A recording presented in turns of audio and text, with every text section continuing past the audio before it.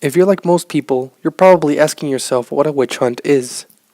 A general definition of a witch hunt is a situation in which someone or something is attacked under a mob mentality, with the attacks being based on doubtful premises. People involved in witch hunts take suspicion and paranoia to a new level. Taken into a historical context, a witch hunt is when people accused of witchcraft are persecuted, even if there is no evidence showing their involvement in these acts. Trials are commonly seen in situations where there is no concrete evidence to prove the guilt or even just the involvement in a crime of an individual. This is when people tend to seek for different ways to manipulate the law or other people in order to incriminate an individual and show him or her as part of a crime. The result of this is an inconclusive trial in which the final decision is unjust. In the Crucible, for example, the court trials several people due to accusations and fabricated evidence of their participation in witchcraft. The accused were forced to admit their guilt of being involved in witchcraft, even if they were innocent, in order to have their lives pardoned. If not, the court would assume that they were guilty of their charges and they would be hung.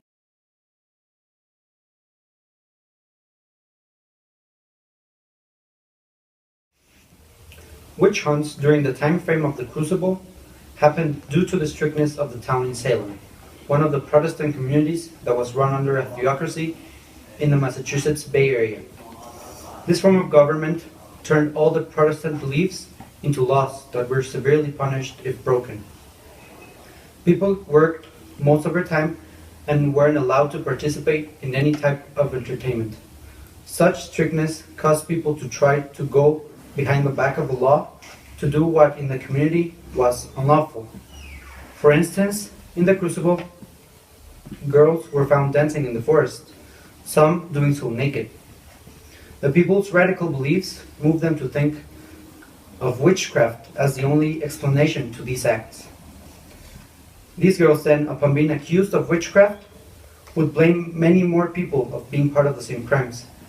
And so, the witch hunts would begin. Many people were accused of different kinds of witchcraft, causing mass hysteria in the town.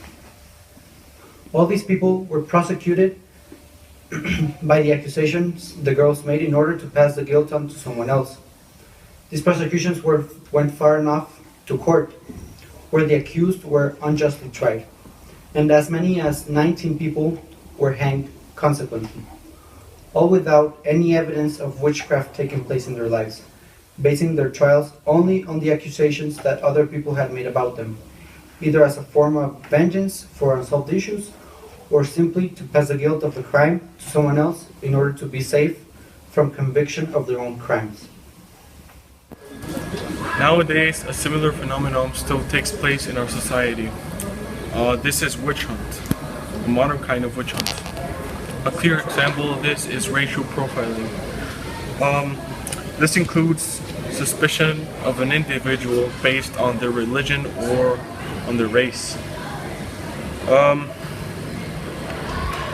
Nowadays, many law enforcers or police officers associate individuals with a specific religion or a specific race with crime.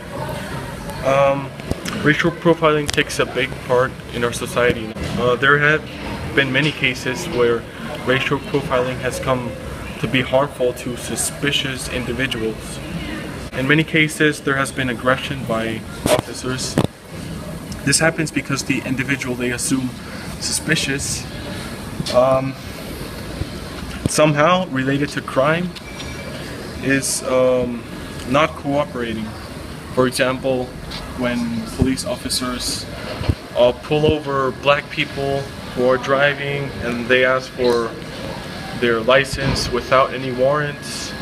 In some cases, officers have pulled over Muslims or African Americans and they have tried arresting them for them not cooperating with them. And they even respond with violence. This should stop. It is only harmful for our society, and this is a violation to our people's rights.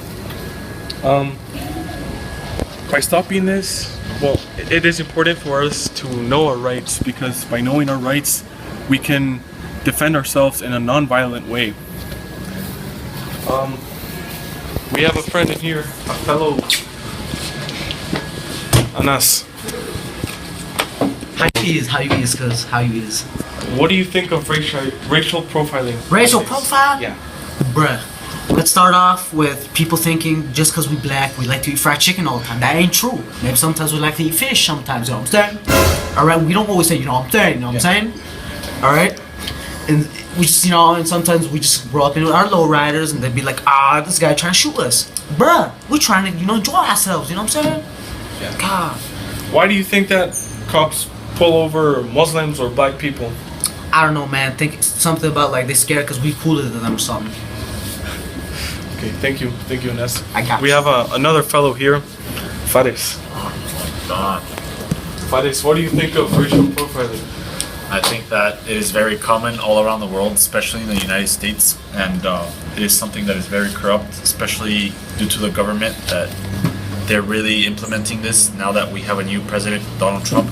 He's really racist, so his attitude towards the government is making racial profiling more known, and it is becoming something that is happening too common now, too often now. How do you think it affects you and us? It affects me because I am a Muslim and Arab, and if I go live there, I feel like I will be racially discriminated because of a religion I practice or because of a nationality that I have. And there might be some bad people that are my religion or some bad people that are Arab, but that doesn't necessarily mean everyone is bad or that we should all judge someone for what they practice. Yes. Do you think this should stop? Yes, it should stop like now. And stop saying that black people eat fried chicken. It ain't true. It's not always true. Alright? Thank you. Thank you, fellow. Problem, cuz. Good afternoon, ladies and gentlemen, and thank you for joining us. This evening, we're going to be talking about racial profiling and how it affects our society. On the line, we have our professor, Mr. Stephen White, who's going to give us his input on it. Hello. Good afternoon, Mr. White. Good afternoon. How are you? Great, how are you? Excellent. Thanks.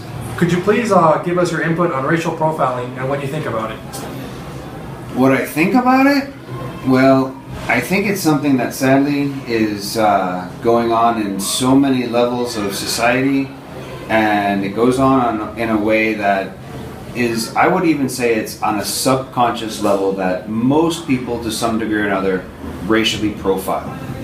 Okay, and what are your views? Have you seen this take place in our modern day society, or what are your views? Well, as you said, I'm a professor, and yeah, for sure, I've seen this happen. Both, sadly, I'll admit, I have actually had to overcome this in my own life because you grow up with stereotypes and ideas, and a new student walks in, and if they happen to be speaking a certain way or of a certain color, you tend to have expectations of them, and sometimes they exceed those or actually fall below them, and yeah, you tend to racially profile, and so you have to overcome that because you're more often than not surprised. But I've seen it professionally, personally, friends of color who've gone to look for housing, and real estate agents will send them to completely different sections of the city as to their co-workers who have similar backgrounds, similar income, simply because they're a different color. Same with how people dress. Sadly, current day and age with Muslims, for example, as soon as people see a Muslim, they get a little bit more nervous than they used to. Right. And in your honest opinion, do you think that you tend to grade students fairly based on their knowledge instead of based on their race or ethnicity? I do my best, I have to say. I'm not perfect, but when it's a blind, and I've done this before, I've done experiments where I've had students submit things without names on them, with just a number, to see if in fact my grading system is fair, and patting myself on the back and my staff on the back. we tend to be pretty close, depending on whether we know the name or not. But we have noticed in other experiments where sometimes people see a name and automatically grades change, just based on who that student is, their religion, their race, whatever. Perfect. Thank you for your input on that, and we'll talk to you later. You're very welcome. Anytime. Have a great day. Thank you. You too.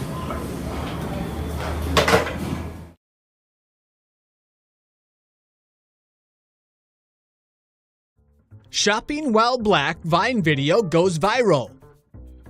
Rashid Polo is an overnight celebrity whose recent Vine videos are shedding light on a sensitive topic, shopping while black. She's been following me around the store the whole time. There she goes, she thinks I'm stealing. While shopping at a convenience store back in February, Polo noticed a pattern developing. No matter where he went in the store, a suspicious attendant always seemed to follow. As she busied herself with random tasks, she cast vilifying stares at Polo, who eventually had enough. He whipped out his cell phone and began recording. She think I'm stealing. She think I'm stealing. Look. If you're saying to yourself right now that racial shopping discrimination doesn't exist, chances are you're a white person. Barney's New York, to give just one example, has repeatedly been accused of mistreating black customers. In the case of 19-year-old Trayon Christian, undercover police officers arrested him when he walked out of Barney's with a $350 belt, despite having shown them proof of purchase. Heck, even Oprah can't avoid racial profiling. Last year, a Swiss clerk refused to show the media mogul a handbag, saying it would cost too much. Polo's second shopping while black Vine video has garnered 14 million loops in a little over a week. He's attracted more than 15,000 followers so far. What do you think? Was race or age a factor in the employee's awkward surveillance of the teenage shopper? Leave your thoughts in the comments. Around the store the whole time. There she goes. She think